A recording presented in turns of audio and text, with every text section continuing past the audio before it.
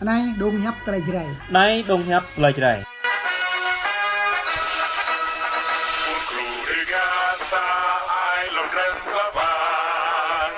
Chào mừng quý vị và các bạn đã quay trở lại với bản tin thời sự mới nhất của chúng tôi ngày hôm nay. Kính thưa quý vị và các bạn thân mến, nói đến tên Phun-rô là cái tên đẹp nhất cho người sắc tộc Tây Nguyên của chúng tôi. Hầu hết người chính quyền Đảng Cộng sản Việt Nam đã tung ra cho người dân bản địa cũng như là người dân Việt Nam nói Phun-rô là kẻ phản động và khủng bố, gây chia rẽ khối đoàn kết dân tộc trên vùng cao nguyên trung phần của Việt Nam. Chính quyền Đảng Cộng sản Việt Nam còn cáo buộc Phun-rô là những kẻ giết người không chớp mắt, giết người vô vạ và vô tội. Sau đây tôi xin chỉ cho mọi người Phun-rô là gì. Phun-rô là mặt trận thống nhất đấu tranh để giải phóng sắc tộc bị áp bức, hay còn gọi cách khác với tiếng Pháp Front Unite the Later Disarray of Premise, là một liên minh chính trị quân sự của sắc tộc cao nguyên trung phần Cham Khmer tồn tại từ năm 1964 đến năm 1992. Tổ chức này chủ trương đấu tranh cho quyền tự quyết của sắc tộc thiểu số, thực hiện chiến tranh du kích để ly khai vùng Tây Nguyên khỏi lãnh thổ Việt Nam. Đây là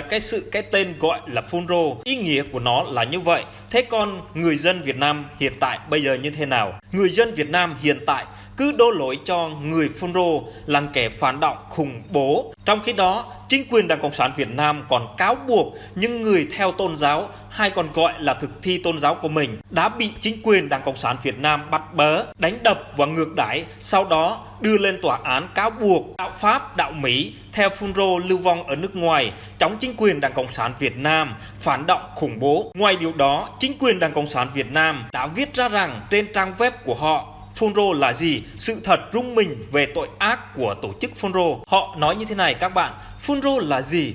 Phun-rô có lẽ nhiều người cũng thấy kỳ lạ khi nghe đến cái tên Phun-rô này. Tuy nhiên, đối với những người đã sinh sống tại Tây Nguyên nhiều năm trước đây, thì cái tên này không còn có gì xa lạ nữa. Đây là cái tên mang theo tội ác đây, và khiến cho bầu trời Tây Nguyên những năm đó trở nên u ám một thời. Để có thể biết thêm về Phun-rô là gì, những tội ác mà Phun-rô đã gây ra, thì bạn hãy cùng học may.vn đọc bài viết dưới đây để có thể làm tham khảo nhé. Họ còn viết thêm rằng, theo như Wikipedia, và Phun-rô là viết tắt của Front Unite and Later Disarray of Premise, và viết tắt là Phun-rô, tức là liên minh đấu tranh chống lại sự áp bức của các sắc tộc, là một tổ chức phản động hoạt động thập niên năm 1970 và 1980 tại miền Trung và Tây Nguyên của Việt Nam. Tổ chức này được thành lập bởi các số người thuộc sắc tộc thiểu số trong khu vực này, nhằm đấu tranh cho chính quyền tự trị, đòi hỏi tôn trọng các quyền của các dân tộc thiểu số. Và tuy nhiên, trong quá trình hoạt động, Phun-rô thực hiện về nhiều hành động bạo lực và gây ra nhiều tổn thất, ảnh hưởng tiêu cực đến cuộc sống của người dân và sự ổn định trong khu vực. Phun-rô đã bị đàn áp và xóa sổ, nhưng năm 1980, tổ chức Phun-rô ngụy trang thành tổ chức đấu tranh cho quyền tự do các sắc tộc thiểu số, thực hiện các cuộc chống phá nhà nước. Phun-rô đã gây ra nhiều tội ác, để lại những nỗi ám ảnh cho người dân Tây Nguyên lúc bây giờ. Phun-rô đã gây ra cuộc tàn sát đối với những người dân vô tội. Tổ chức Phun-rô là một tổ chức phản động, một tổ chức tội ác đã bị xóa sổ trước tinh thần đấu tranh và không mệt mỏi của dân quân ta trong cuộc bảo vệ độc lập, chủ quyền, sự toàn vẹn lãnh thổ và cuộc sống bình yên của nhân dân. Tuy nhiên, tàn dư của Phun-rô vẫn còn tồn tại khi những thế lực thù địch và những âm mưu đen tối chống phá đất nước và nhân dân vẫn còn đó. Lật lại hồ sơ của tổ chức Phun-rô, chúng tôi muốn gửi đến các bạn đọc những thông tin đã xảy ra trong quá khứ, nhằm rút ra bài học cảnh giác cho những người thế hệ hiện tại và tương lai.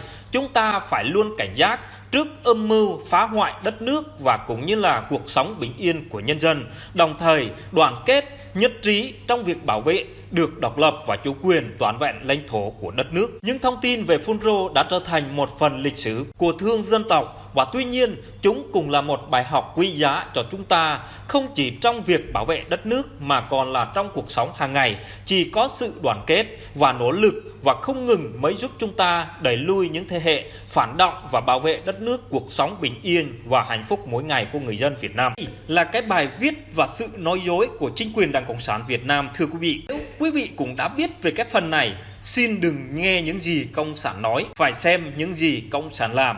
Cộng sản nói một đảng thì làm một nẻo, nói láo báo cáo hay. Ở đây thì theo như tôi thấy, chúng tôi đấu tranh về sự giải phóng sắc tộc của chúng tôi bị áp bức đi quyền tự do để sống sót với chính quyền Đảng Cộng sản Việt Nam. Đại khái, chính quyền Đảng Cộng sản Việt Nam không chấp nhận những cái gì mà chúng tôi đòi hỏi. Tuy nhiên, tôi không biết phun rô là gì, cũng như là vụ nổ súng ở tỉnh Đắk Lắk hiện nay. Hiện tại, tôi chỉ là một con người theo Chúa và theo đạo, tốt đạo đẹp người, nhưng chính quyền đã cáo buộc tôi là một kẻ phản động, khủng bố và xuyên tạc, xúi giục dân làng để gây chia rẽ khối đoàn kết. Ở đây, như trước video của tôi cũng đã kể về cái sự chia rẽ khối đoàn kết là ai. Ai đã gọi chúng tôi là người đồng bào dân tộc thiểu số, người sắc tộc Tây Nguyên của chúng tôi chưa bao giờ gọi người Kinh là đồng bào dân tộc thiểu số, hay còn gọi là người Kinh đồng bào dân tộc nhiều số. Ở đây là cái chênh lệch mà phân biệt chủng tộc, kỳ thị chủng tộc là ở người Kinh chứ không phải là người sắc tộc Tây Nguyên của chúng tôi. Cái vị trí đó và chúng tôi cùng có quyền để tự bảo vệ mình. Chúng tôi cũng có quyền đòi quyền bình đẳng của mình để tiếp tục cuộc sống của chúng tôi. Không phải là chỉ riêng tôi mà còn là tất cả người sắc tộc của chúng tôi ở vùng cao nguyên trung phần của Việt Nam. Một số người chưa hiểu về vấn đề chính quyền Đảng Cộng sản Việt Nam, nói láo báo cáo hay hiện nay, họ cứ cho là phun rô là kẻ phản động và khủng bố, và sau đó họ cáo buộc những người theo Chúa như chúng tôi, đạo bên Hội Thánh Tin Lành Dega là phản động, khủng bố là đúng. Nhưng sự thật về một hoàn cảnh cốt lõi của chúng tôi đứng lên đấu tranh không phải là sai. Đất đai ở Tây Nguyên chính là đất đai tổ tiên của chúng tôi, còn gọi là những sắc tộc ở Tây Nguyên như là Trai, Ede, Bana, Cơ Ho, Sa Đăng, Sê Tiêng và các sắc tộc khác ở trên vùng cao nguyên trung phần của Việt Nam hiện nay.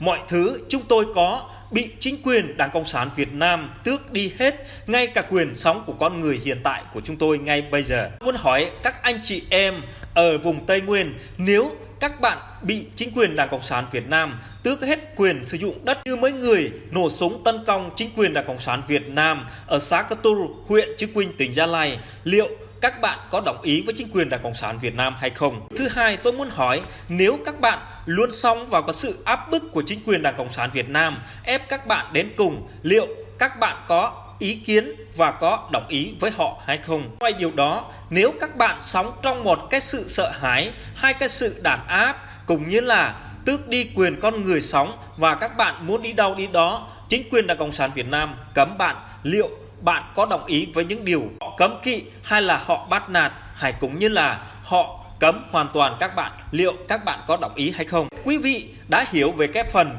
cuộc sống của người Tây Nguyên bản địa của chúng tôi. Hãy cùng chúng tôi bày sự tội ác của chính quyền Đảng Cộng sản Việt Nam đã đối xử với người Tây Nguyên bản địa của chúng tôi. Hãy cùng chúng tôi đứng lên đấu tranh để giải phóng sắc tộc bị áp bức ở vùng Tây Nguyên của chúng tôi. Hay nói một cách khác, và chúng tôi muốn có được tự do đi lại, tự do hội họp, tự do lập nhóm và tự do đi lại, tự do ngôn luận và tự do chính trị. Quan trọng của chúng tôi là có lại quyền sử dụng đất của chúng tôi. Chính điều này chúng tôi không bao giờ từ bỏ, mặc dù chúng tôi đã chết đi hay bị chính quyền Đảng Cộng sản Việt Nam giết hay làm gì đó. Điều chúng tôi muốn là muốn được tự do và bình đẳng. Ơn quý vị và các bạn đã quan tâm và theo dõi. Nếu các bạn muốn nghe tiếp theo bản phóng sự của tôi, xin vui lòng like and share cho tất cả mọi người để hiểu các câu chuyện người sắc tộc ở vùng Tây Nguyên trung phần của Việt Nam hiện nay, và cũng như là để chúng ta nhận thức về mọi mặt và lý do gì xảy ra về vụ án ở tỉnh Đắk Lắk và trong thời gian vừa qua. Điều quan trọng